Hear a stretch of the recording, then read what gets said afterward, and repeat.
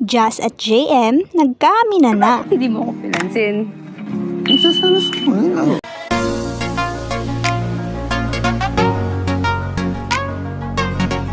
Talaga.